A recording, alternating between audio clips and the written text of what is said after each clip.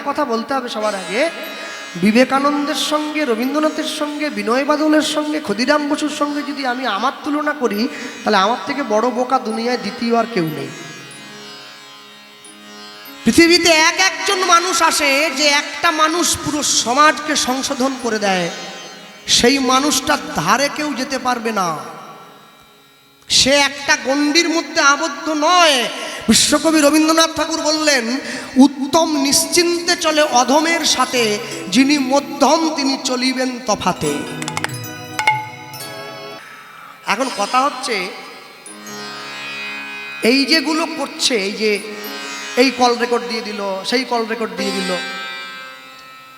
এগুলো করে কি বিশেষ লাভ কিছু হবে বলে মনে হয়? এগুলো করে কোনো লাভ হয় না। তুমি মানুষকে দুদিন একটু ব্যতিব্যস্ত করতে পারো, তুমি তাকে একটু ঝামেলায় ফেলতে পারো, তার সম্মানহানি করতে পারো, কিন্তু মনে রাখবে যে সম্মানহানি তোমার হয়েছে, এই সম্মানহানি আজ পর্যন্ত কারো হয় নাই। আর সবথেকে বড় কথা, বিচার করার দায়িত্ব, বিচারের দায়ভার সমাজের, এটা কারো উপরে বর্তায় না। সমাজ যাকে গ্রহণ করবে মনে করবে গ্রহণ করবে, সমাজ যাকে গ্রহণ করবে না মনে করবে না গ্রহণ করবে না। হ্যাঁ, কত মানুষের নামে কত বদনাম, কত ছড়াছড়ি, কত কিছু আছে, কিন্তু সে যদি প্রকৃত ঠিক জায়গায় দাঁড়িয়ে থাকে, সে কিন্তু ঠিক থাকবে। সাময়িক একটু অপমান হয় তার, কিন্তু সে ঠিক সময়ে আসল জায়গায় ফিরে আসে। ফলে খিদে পেলে খাওয়া আর খিদে না পেলে খাওয়া দুটো কিন্তু এক নয়। কারো যদি খিদে পায়, সে যখন খেতে বসে, সে কিন্তু চট করে খাবারের গুণাগুণ বিচার করে না, যে ডালে তেল নেই, পটলে নুন কম, আর তখন তার পেটে খিদে, তো আগে পেটটা ভরাতে হয়। আর যার পেটে খিদে নেই, সে খেতে বসার পরে খাবারের গুণাগুণ বিচার করতে বসে পড়ে, আলু ভাজাটা আরেকটু তেল দিয়ে ভাজলে ভালো হতো, একটু কাঁচা হয়েছে। ভগবান যখন আমাদের জন্ম দিয়েছিল, আমাদের কি পোশাক পরিয়েছিল? কি নীল জামা, জিন্সের প্যান্ট, এই শাড়ি কাপড়, এইসব ভগবান তো এমনি জন্ম দিয়েছে। তাহলে ভগবান যদি মনে করতো যে পোশাকটা দরকার, পোশাক পরিয়ে দিতে পারতো, পোশাক না ছাড়া দিল দিল। পোশাক পরা হয় কেন? নিজের লজ্জাকে সম্বরণ করার জন্য। আমি যে সমাজে বাস করি, সেই সমাজে আমরা সমাজকে সভ্য সমাজে গড়ে তুলেছি, অসভ্য থেকে। পোশাক পরতে হয় লজ্জাকে নিবারণ করার জন্যে। একটা কথাই শুধু বলবো, আপনারা এই সমস্ত ফেক অসত্যের থেকে কান না দিয়ে যে যার নিজেদের লক্ষ্যে স্থির থাকুন। যার যাকে ভালো লাগে সে তাকে ডাকবে। সে ঈশ্বরের কৃপা পেতে গেলে, তার কৃপা যা করলে পাওয়া যায়, সেই বিধিমেক কর্ম করতে হয়, তবে তার কৃপা পাওয়া যায়। হ্যাঁ, মনে রেখো, বলে ভগবান যখন আমাদের জন্ম দিয়েছিল, আমাদেরকে তুলসী মালা পরিয়ে জন্ম দিয়েছে কি? বলে না। তাহলে ভগবান যদি তুলসী মালা পরিয়ে জন্ম আমাদের না দেয়, তাহলে আমার মনে হয় কি মালা পরার দরকার নেই। কেন? ভগবান যদি মালাটা দরকারই মনে করতো, যে দরকার করতে হবে, তাহলে তো মালা পরিয়েই জন্ম দিত। মালা পরালো কি জন্য? মালা যখন পরায়নি, তবে এখন না পড়লো। আচ্ছা বলুন, ঠিক তেমনি ভাবে তুলসীর মালা গলায় দেওয়া হয় নিজের চৈতন্যকে জাগ্রত করার জন্য। হরি বল। তাহলে এখন প্রশ্ন করতে পারে কেউ, তাহলে বিনয় বাদল দীনেশ, সুভাষচন্দ্র বসু, বিশ্বকবি রবীন্দ্রনাথ, তারা কেউ তুলসীর মালা পরেনি, তার কি চেতনা জাগ্রত হয়নি? তারা তো এমনি ঘুরেছে, কেউ মালা পরেনি গলায়, সব এমনি ঘুরেছে। তাহলে তুলসী মালা না পড়লে যদি চৈতন্য জাগ্রত না হবে, তাহলে তারা তো কেউ তুলসীর মালা পরেনি। একটা চোর প্রত্যেক দিন সাধুর আশ্রমে গিয়ে বসে, গণিকা লক্ষহীরা যখন হরিদাস ঠাকুরের কাছে গিয়ে বসেছিল, একদিন, দুদিন, 3 দিন, 4 দিনের দিন কিন্তু লক্ষহীরা সাজ পোশাক সেজে আর যায়নি, এমনি গিয়েছিল, শুধু একটা শাড়ি পরে। কেন? নববিধা ভক্তির প্রথমেই আছে শ্রবণম, কীর্তন শ্রবণ করো, তারপরে আছে কীর্তনম। তারপরে 5 দিনের দিন হরিদাস ঠাকুরের কাছে গিয়ে লক্ষইরা হরিদাস ঠাকুরের চরণে লুটিয়ে পড়েছে, বাবাজি জগতে বহু মানুষ দেখেছি, তোমার মতো মানুষ দেখি নাই। তাহলে হরিদাস ঠাকুরকে উত্তম ব্যক্তি, লক্ষইরাকে অধম ব্যক্তি। কই লক্ষইরার ছোঁয়া পেয়ে হরিদাস ঠাকুর তো সাধু থেকে চোর হয়ে যায়নি। উত্তম নিশ্চিন্তে চলে অধমের সাথে, যিনি মধ্যম তিনি চলিবেন তফাতে। মধ্যম কারা? সংসারী ব্যক্তি যারা, তাদেরকে রাস্তায় চলতে হবে খুব হিসেব করে। মনে রাখবেন, বাবা মায়েরা চাইলে নিজেদের বাড়ির ছেলে মেয়েদেরকে ডাক্তার, ইঞ্জিনিয়ার, উকিল, ব্যারিস্টার তৈরি করতে পারে, কিন্তু বাবা মায়েরা চাইলেই নিজেদের বাড়ির ছেলে মেয়েদেরকে ভক্ত তৈরি করতে পারবে না। ভক্ত হওয়া বড় শক্ত। পণ্ডিত রয়েছে বসে, গাছের ফল গাছে রয়েছে, বৃন্ত পড়েছে খসে। সাধু হওয়া যদি এত সোজা হতো না, তাহলে দেশে চোর কমে যেত, সাধু বেড়ে যেত।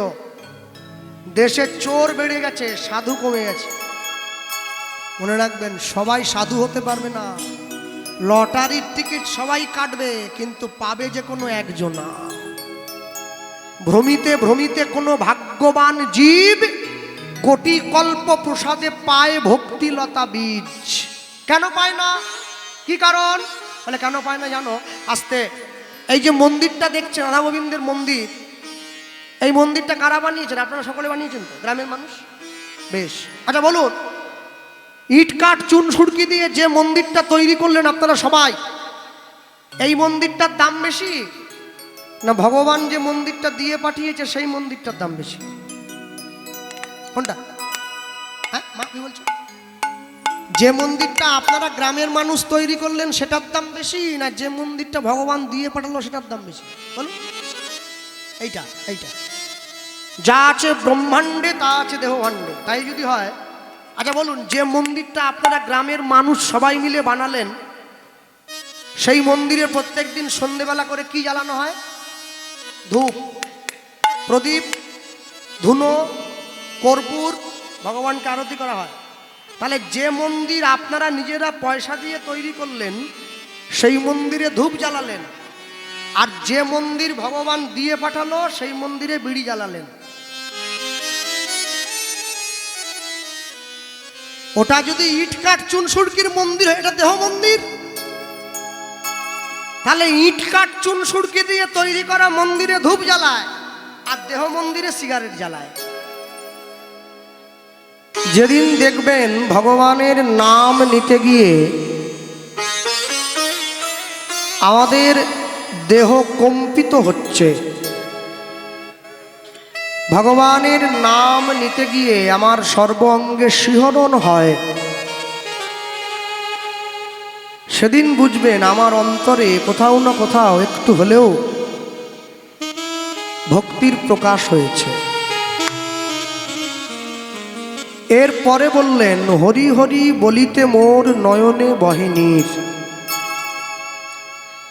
সারা জীবন কীর্তন শুনতে যাই, নাচ দেখার জন্যে, হাসার জন্যে, আনন্দ করার জন্যে।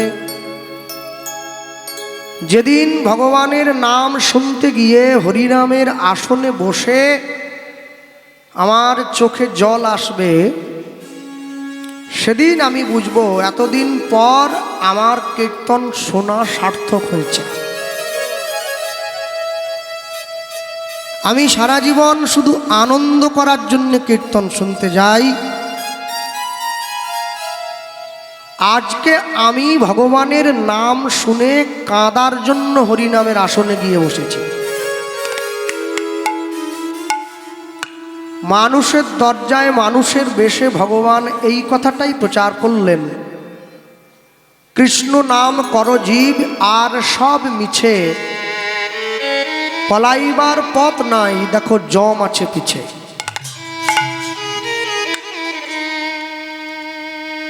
একটা শিক্ষামূলক উক্তি মনে পড়ে যায়। এক ব্যক্তি একবার জগন্নাথ দর্শন করার জন্য জগন্নাথ ধামে গিয়েছিল পুরীতে। তো এখনকার দিনে যেমন ট্রেনে বাসে করে পুরী যাওয়া যায়, তখনকার দিনে তো পায়ে হেঁটে যেতে হতো। এই যে পায়ে হেঁটে পুরী যাওয়া হতো, তো অনেক কষ্ট করে মানুষে জগন্নাথ দেবকে দর্শন করতে যেত।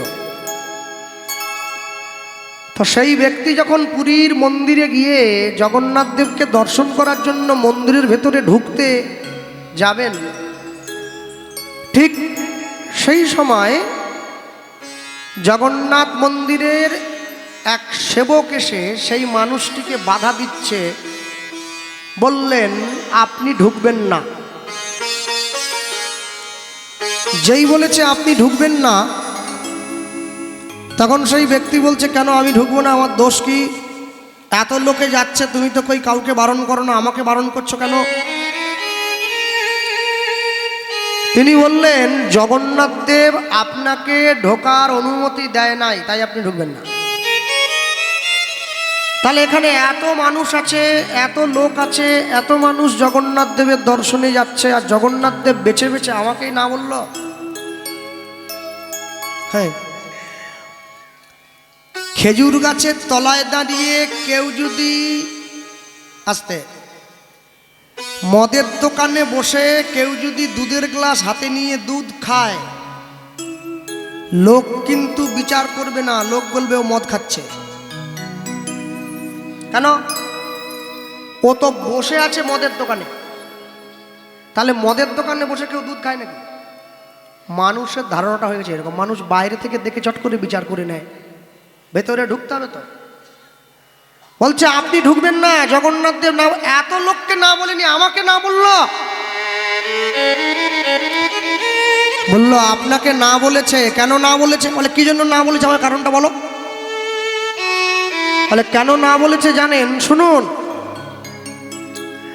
বলে ত্রেতা যুগে যখন রাম রাবণের যুদ্ধ হচ্ছিল, আপনি সেই সময় রাক্ষসদের পক্ষে নিয়েছিলেন। যুদ্ধ শুরু হওয়ার আগে আপনি কাঁসর ঘন্টা বাজিয়ে রাক্ষসদেরকে ঘুম থেকে তুলতেন। তাই যেহেতু আপনি রাক্ষসদের দলে ছিলেন, তাই জগন্নাথ দেব নির্দেশ দিয়েছেন ওর মুখ আমি দেখব না।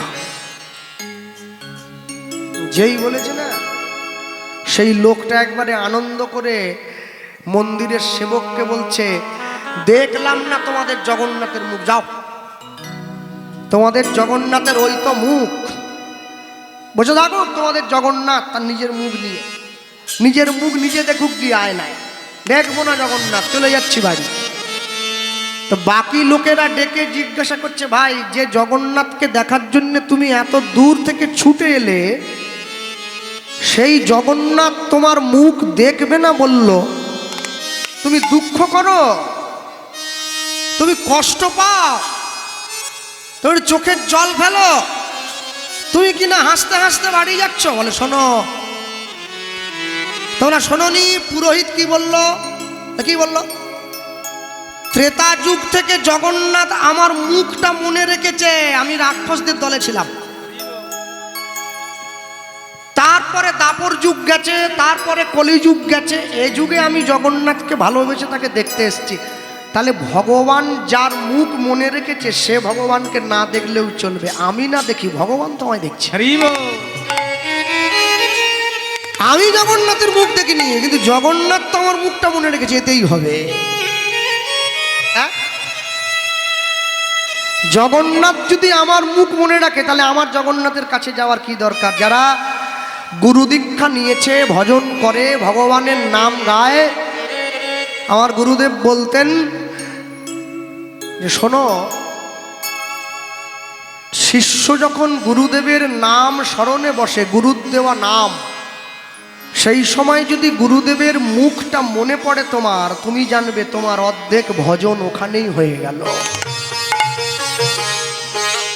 তোমাকে আলাদা করে আর ভজন করার দরকার নেই, গুরুর মুখ তুমি মনে করেছো, এতেই তোমার সর্বপ্রাপ্তি। হ্যাঁ, তাহলে সব থেকে দুঃখ লাগে কি জানেন? একটা জায়গায় গিয়ে বলেছিলাম, বিদ্যাসাগর যে কালে পড়াশুনো করেছিলেন, বিদ্যাসাগর আমার জেলার মানুষ, আমার বাড়ির থেকে 20-30 কিলোমিটার দূরে বাড়ি। বিদ্যাসাগর মশাই যে কালে পড়াশুনো করেছিলেন, এখন তো শিক্ষা ব্যবস্থা উন্নত হয়েছে অনেক। আমি আসরে দাঁড়িয়ে বলেছিলাম যে বিদ্যাসাগরের থেকে বর্তমান দিনে যদি খাতায় কলমে দেখা হয় অনেক শিক্ষিত ছেলে পাড়ার মোড়ে ঘুরে বেড়ায়, কিন্তু হতে পারবে না কেউ বিদ্যাসাগর। বিদ্যাসাগর একজনই, শিক্ষা আলাদা, জ্ঞান আলাদা। ওরা সেটা নিয়েও একটা ভিডিও বানিয়ে ফেলেছে। কি অসভ্য চিন্তা করে, বলে আমি নাকি বিদ্যাসাগরকে ছোট করছি। বোকা কোথাকার। হ্যাঁ, বিদ্যাসাগরকে আমি কেন, তুমি ওইটা নিয়ে ভিডিও বানানো মানে বিদ্যাসাগরকে তুমি ছোট করেছো, আমি নয়।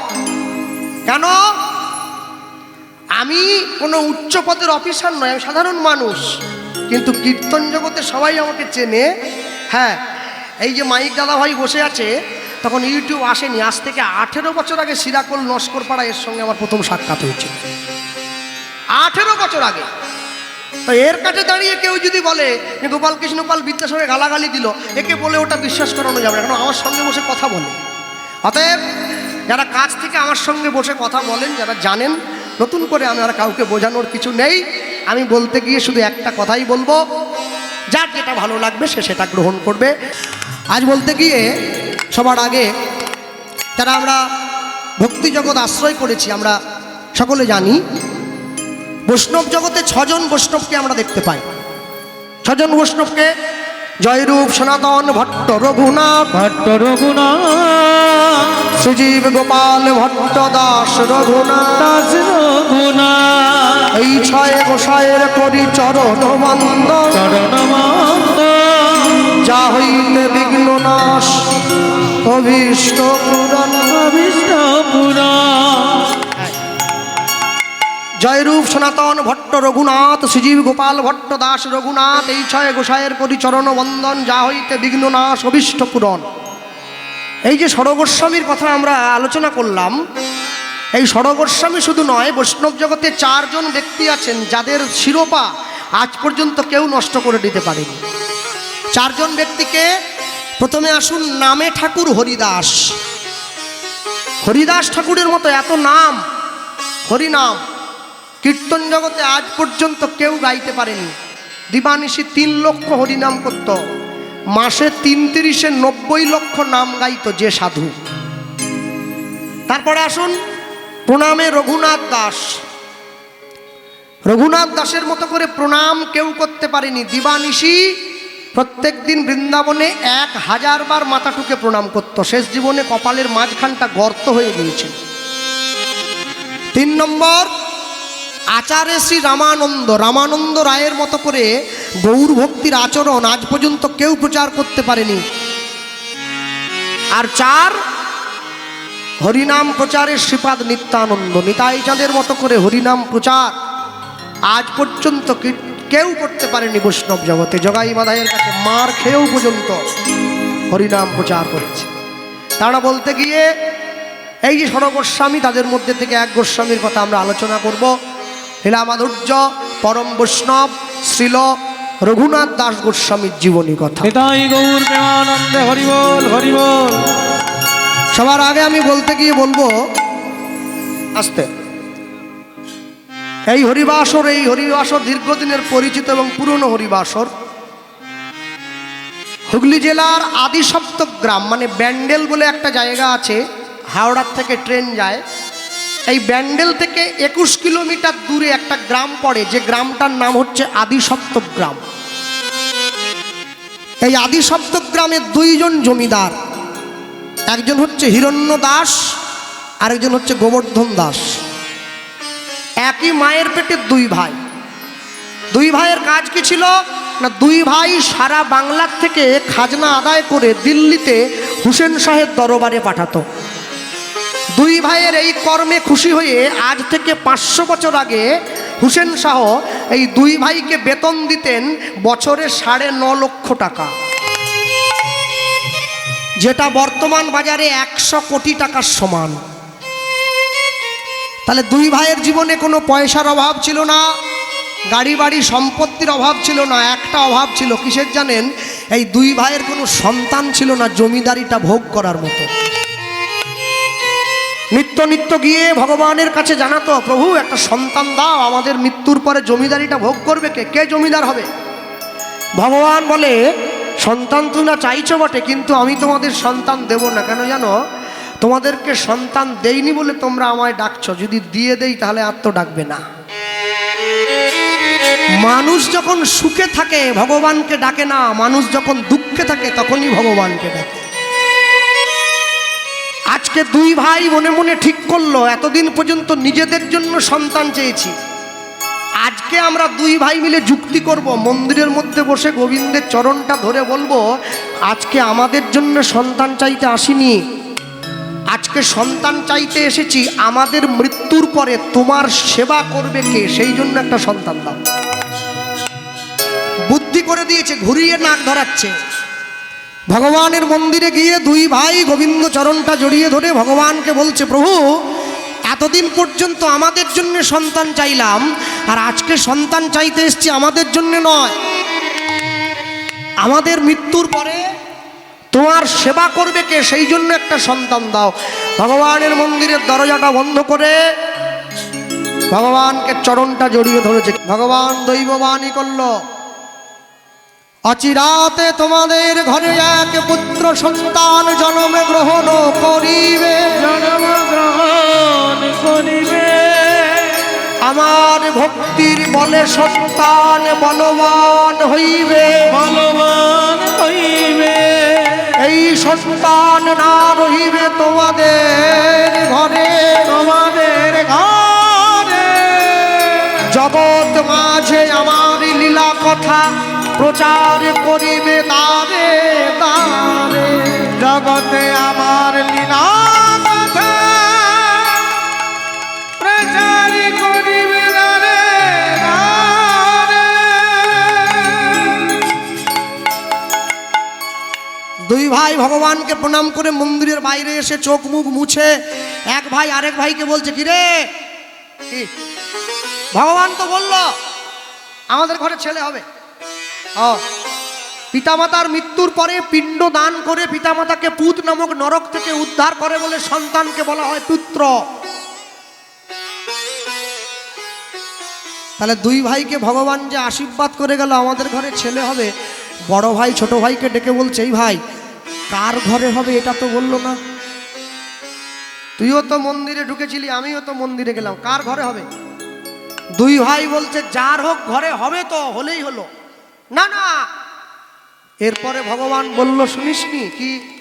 ভগবান বলল এই ছেলেটা নাকি ঘরে থাকবে না, সাধু হয়ে যাবে। বলে হোক, তবু তো মনকে বুঝ দেব, আমাদের ঘরে একটা ছেলে হয়েছিল সাধু হয়ে গেছে।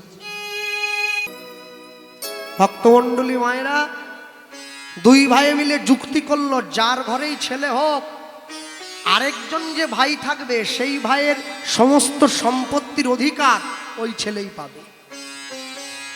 শুভ দিন শুভক্ষণ, বড় ভাই হিরণ্য দাসের ঘরে কোনো সন্তান হয়নি, ছোট ভাই গোবর্ধন দাসের স্ত্রীর কোল আলো করে একটা সন্তান জন্ম হয়েছিল। ছোট ভাইয়ের সন্তান হয়েছে, বড় ভাই সম্পত্তির কাগজ নিয়ে ছুটে এসেছে, ভাই আমার তো কেউ নেই, তাহলে আজ থেকে আমার যা সম্পত্তি সব তোর ছেলেকেই দিলাম। হ্যাঁ ভালো জিনিস তো, খুব ভালো, কিন্তু আমাকে একটা জিনিস দিতে হবে, যে কি তোর ছেলের শুধু নামে আর কি, তোর ছেলের বাবা হওয়ার অধিকারটা আমাকেও একটু দিতে হবে। যেমন আমি তোকে সম্পত্তি দিলাম, যেমন আমি তোকে সম্পত্তির অধিকার দিলাম, তেমন এই সন্তানের বাবা হওয়ার অধিকারটা দে। আজ থেকে এই ছেলেটার বাবার নাম হিরণ্য গোবর্ধন দাস। গ্রামের মানুষ ছুটে এসেছে, জমিদার মশাই রামচন্দ্র যেমন করে নিজের রাজ্যের প্রজাদের মঙ্গল সাধন করেছিল, আপনার ছেলে তেমনি ভাবে এই রাজ্যের মানুষের মঙ্গল করবে, ছেলেটার নাম দিন রঘুনাথ। নাম দিয়ে দেওয়া হলো। জমিদারের আশ্রয়ে থেকে বিরাট বড় লোক, ছেলের 10 বছর বয়স হয়েছে। আগেকার দিনে নিয়ম ছিল, ছেলেমেয়েরা বড় হলে গুরুদেবের আশ্রমে থেকে পড়াশুনো করাতে যেতে হতো, যে প্রথাটার নাম ছিল গুরুকুল। ইংরেজ সরকার ভারতবর্ষে এসে দেখলো, যদি গুরুকুলকে ভাঙতে না পারি, ভারতবর্ষের সংস্কারকে ভেঙে ইংরেজি শিক্ষাকে ঢোকানো যাবে না, তাই গুরুকুলটা ভেঙে দিয়ে তৈরি হলো স্কুল। গুরুকুলের পাঠ চুকে গেল। গুরুকুল যদি থাকে তবেই তো শিখবে ব্রহ্মচর্য, গার্হস্থ, বানপ্রস্থ, সন্ন্যাস। স্কুলে থাকলে ওগুলো শেখা যায় না, শেখা যায় না। হ্যাঁ, 10 বছর বয়স থেকে 25 বছর পর্যন্ত ব্রহ্মচর্য, 25 থেকে 40 পর্যন্ত যারা সংসার করবে গার্হস্থ বা গৃহস্থ, তারপরে 40 থেকে 60 পর্যন্ত বানপ্রস্থ, স্ত্রীর সঙ্গে দূরত্ব বজায় করবে, নিজে রান্না করে সপাকে ভোজন করবে, চুল দাড়ি কাটবে না, নখ বড় রাখবে, মানুষের সঙ্গে বৃথা কথা বলে সময় নষ্ট করবে না, গোপনে ঈশ্বরের নাম ভজন করবে। 60-এর পরে সকল সংসারের মায়া কাটিয়ে জঙ্গলে চলে যাবে, সন্ন্যাস। এই যে প্রথা, এই প্রথা বিশ্ববিদ্যালয়ের মাটিতে এখন অনেক অনেক জায়গায় হয় সমাবর্তন উৎসব। রঘুনাথ দাসের গুরুদেব হুগলি জেলার চাঁদপুরে বলরাম আচার্য প্রভু, বাবা জ্যাঠা রঘুনাথ দাসকে সুন্দর করে সাজিয়ে গুরুদেবের আশ্রমে নিয়ে গিয়েছে। গুরুদেব দাঁড়িয়ে আছে, রঘুনাথ আসছে, জমিদারের ছেলে রঘুনাথ, এসো বাবা এসো। রঘুনাথ দাস পালকি থেকে নেমে গিয়ে গুরুদেবের চরণটা জড়িয়ে ধরেছে। উঠন্তি মূল পত্রে চেনা যায়, কেউ শেখায়নি রঘুনাথকে। গুরুদেবের চরণটা জড়িয়ে ধরে গুরুদেবকে বলছে, কি বলছে জানেন? জয় জয় শ্রী গুরু, গুরু আমার প্রেম কল্প তরু। উলুধ্বনি তাই গৌর হরি বল। শ্রী গুরু, গুরু আমার প্রেম কল্প তরু। বড় অদ্ভুত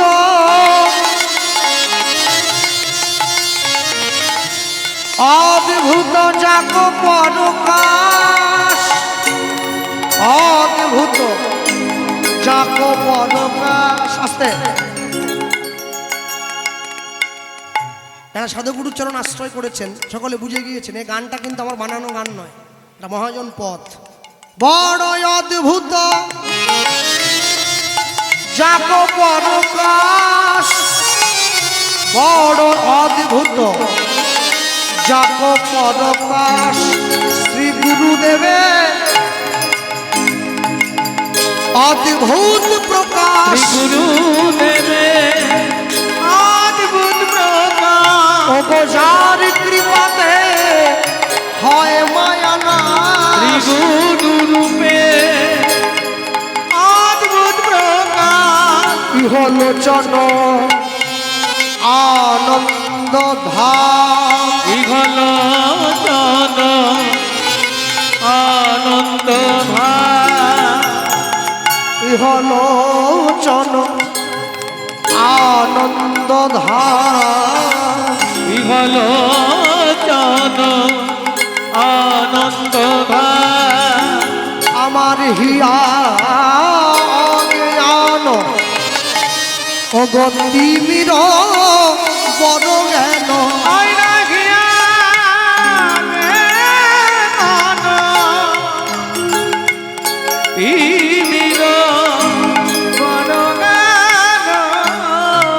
এতদিন পর্যন্ত আমার হিয়া অন্ধকারে ছিল,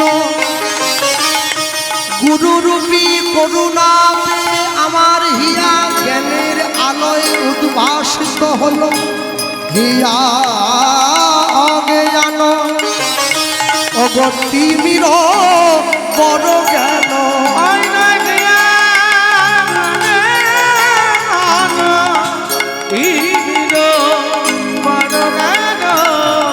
জ্ঞান সুচন্দ্র কিরণে করুণা, জ্ঞান সুচন্দ্রকে রণে করুণা।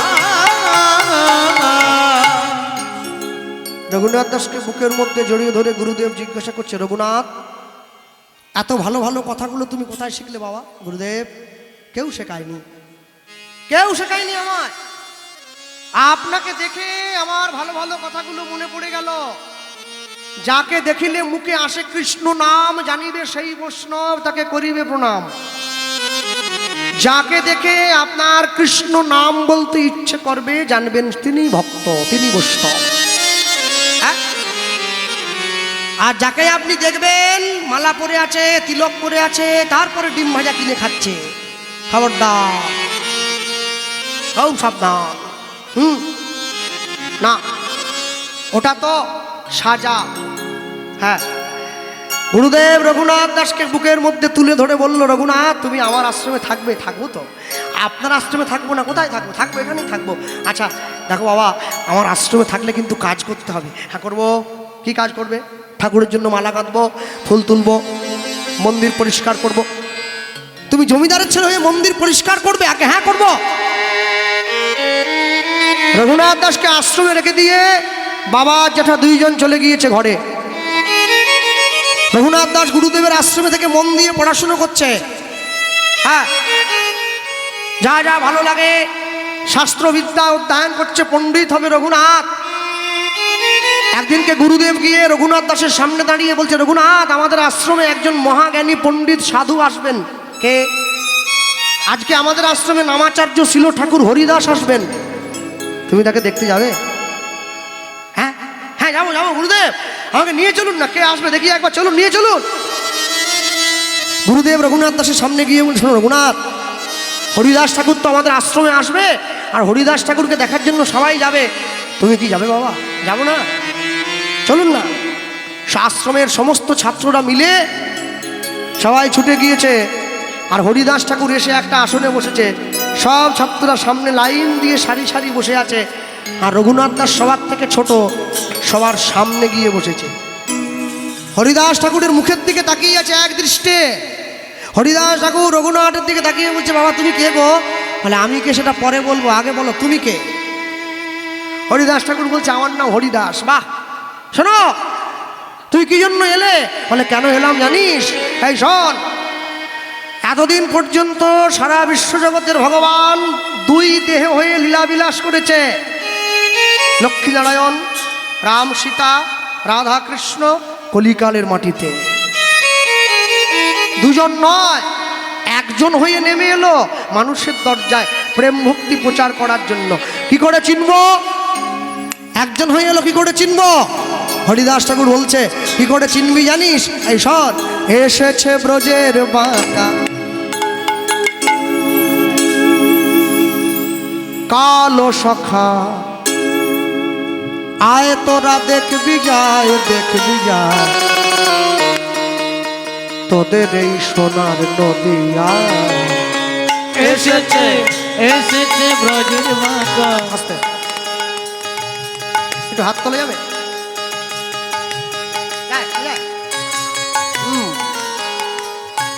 তালি দেওয়া যাবে?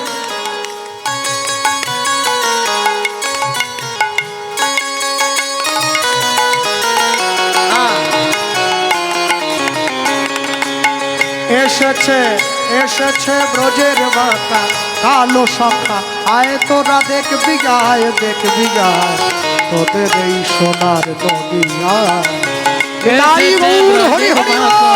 এসেছে ব্রজের বাঁকা কালো সখা, আয় তোরা দেখবি গায়, দেখবি গায় তাদের এই সোনার নদিয়া, তাদের এই সোনার নদিয়া। শোনো, রং ফিরেছে, ঢং ফিরেছে, ওই না রঙ ফিরেছে, ঢং ফিরেছে। মায়ের হাত আমি খবরদার, ডবল হয়ে গেছে, ডবল ডবল, বুঝছো না? লক্ষ্মীর ভান্ডার, লক্ষ্মীর ভান্ডার 500 নেই, 1000। হাততালি আমাকে বিরাট হাসি একবারে। হ্যাঁ, হাততালি ডবল হয়ে যাবে। তার কালো বরণ নাই, রাই অঙ্গে অঙ্গ মেখে গৌর হলেন তাই। ও তার কালো তাই গৌর হরি হরি বল। ওই নারায় অঙ্গে অঙ্গে অঙ্গ মেখে গৌর গোলতা ও তার কালো বরণ নাই, আবার রাই অঙ্গে অঙ্গ মেখে গৌর হলেন তাই। ও তার কালো বরণা ওই নারাই অঙ্গে অঙ্গ মেখে গৌর গোলতা ব্রজের ধুলো খেলা প্রেমের খেলা খেলতে এলো এ ধরায় এ ধরায়। তোদের এই সোনার নদিয়া হরি হরি বল। এসেছে ব্রজের বাঁকা, এসেছে ব্রজের বাঁকা কালো সখা আই তোরা দেখি গায় দেখি গায়। তোদের এই সোনার নদিয়া, তোদের এই সোনার নদিয়া, তোদের এই সোনার নদিয়া জানো কে বলো তো? শ্যাম রাধা প্রেমে ঋণী হয়েছে, ওগো হাতের বাঁশি কেড়ে শ্যামে বিদায় দিয়েছে। শ্যাম রাধা প্রেমে ঋণী হয়েছে, ওগো হাতের বাঁশি কেড়ে শ্যামে বিদায় দিয়েছে। এখন বাঁশি নাই আর সাধবে কিসে, বাঁশি নাই আর সাধবে কিসে, হাত তুলে তাই গুণ গায় গুণ গায়। তোদের এই সোনার তাই গৌর হরি বল। এসেছে ব্রজের বাঁকা, এসেছে ব্রজের বাঁকা কালো চকা আয় তোরা দেখবি গায় দেখবি গায়। তোদের এই সোনার নদিয়া, তোদের এই সোনার নদিয়া, তোদের এই সোনার নদিয়া, তোদের এই সোনার নদিয়া। তোদের এই সোনার নদিয়ায় আমি তোমার হলাম, আমি তোমার হলাম, আমি তোমার হলাম, আমি তোমার হলাম, আমি তোমার হলাম। আমি তোমার হলাম। হরিদাস ঠাকুরের চরণতলে ছুটে গিয়ে রঘুনাথ দাস লুটিয়ে পড়ল, আমি তোমার হলাম। এই কে রে? পাটা ছাড়, পাটা, ও পাটা ছাড়। এই আয়, এই দেখো দেখো দেখো কে কে, পাছাড় রে পাছাড়। কে এই, আমার পায়ে পড়লি? ঠাকুর, যে মানুষটার নাম তুমি বললে আমাকে সেই মানুষটার ঠিকানা একবার দিতে পারো? এই দেখো পাগল ছেলে, আরে এখনো তো সময় হয়নি রে সেই মানুষটার কাছে যা, ঠিক সময়ে তুই যাবি তার চরণে। আমি বলছি তোমার নামটা তো বললে না। আমার নাম হরিদাস। বাহ, এই জগতের মানুষ মায়ার দাস, টাকার দাস, ছেলে মেয়ের দাস, বাড়ি গাড়ির দাস, আর তুই কিনা হরির দাস। বাবা, তোমাকে দেখে আমার পছন্দ হয়েছে। ও ঠাকুর, ও ঠাকুর, তুই এই কপাল টপালে গায়েটায় কি সব দাগগুলো দিয়েছো, কে কি বলে গো? একে তিলক বলে রে, দুষ্টু ছেলে, তিলক বলে, তিলক। আচ্ছা, তুমি নিশ্চয়ই কোনো দল থেকে এসেছো। আসবো না, আমার দল আছে তো। আচ্ছা বেশ, যে দল থেকে তুমি এলে তুমি আমায় বলো, তুমি যদি দেখতে এত সুন্দর হও, তোমার দলের যে আসল মালিক তাকে দেখতে কত সুন্দর?